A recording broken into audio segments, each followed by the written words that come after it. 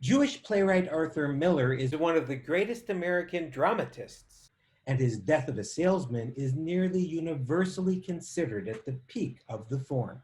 But how Jewish is the play? In other words, is Willy Loman Jewish? I'm David Benkof from Jewish Culture 101. In a recent class, Arthur Miller 101, we explored this very question. In this video, we'll look at 5 brief scenes from the extraordinary 1985 production starring Dustin Hoffman and consider several perspectives on whether this iconic character is, in fact, an American Jew. Now, some of Miller's plays are definitely Jewish. The Crucible is an allegory for the McCarthy anti-communist witch hunts, which targeted many Jews, including Miller.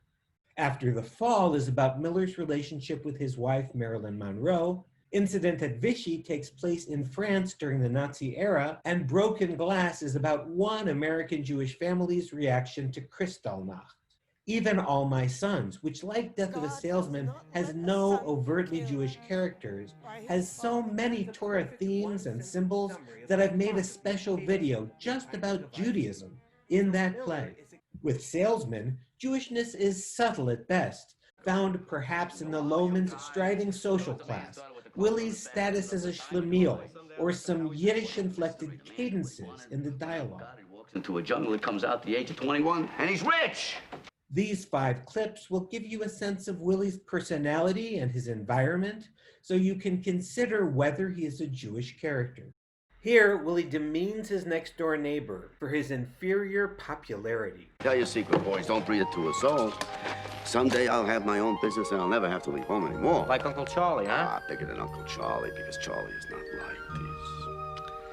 He's liked, but he's not well liked. Now we discovered the plain meaning of the title of the play, which is not about Willy at all, but rather a popular salesman who even into his 80s was traveling and selling, and whose funeral was well attended.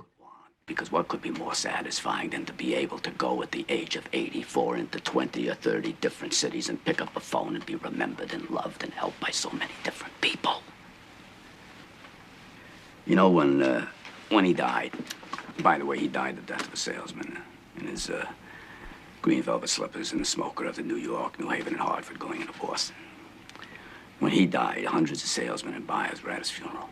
Here, Charlie emphasizes to devastating effect that his son Bernard doesn't have to brag. Unlike Willy, Bernard has accomplishments that speak for themselves. How do you like this kid? Gonna argue a case in front of the Supreme Court? No.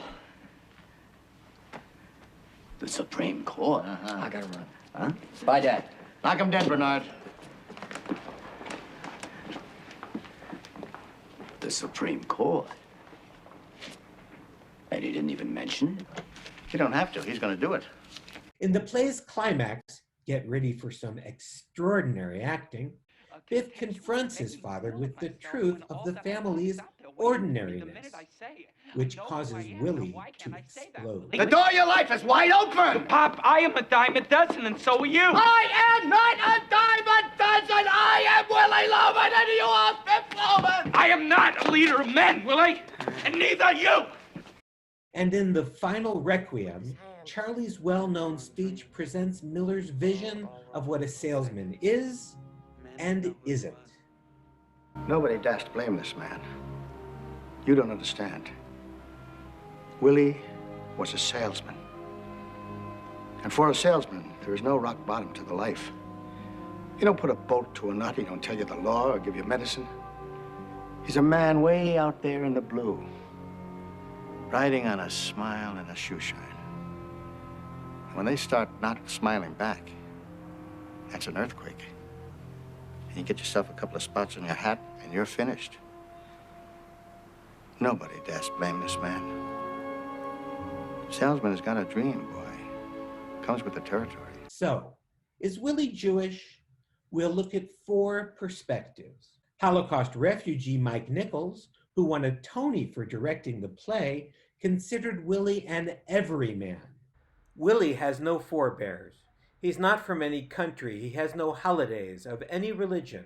So you have to assume Miller's making a point.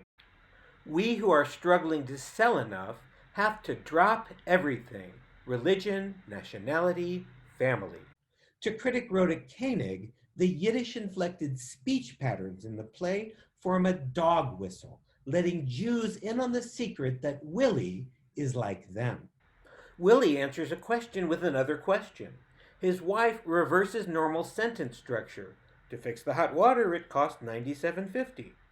As a result, Jews can enjoyably weep buckets without worrying that Gentile spectators will consider Willy's money grubbing a specifically Jewish failing. Playwright David Mamet criticized Miller for deracinating a clearly Jewish character. The greatest American play, arguably, is the story of a Jew told by a Jew and cast in universal terms. Willy Loman is a Jew in a Jewish industry, but he is never identified as such. His story is never avowed as a Jewish story, and so a great contribution to Jewish American history is lost. It's lost to culture as a whole, and more importantly, it's lost to the Jews, its rightful owners. And finally, the playwright himself said only by downplaying the Loman's Jewishness could he make the Jewish experience universal.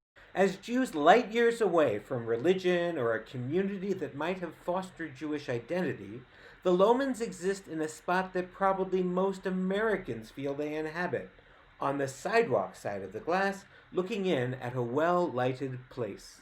What do you think? Is Willy Loman a Jewish character?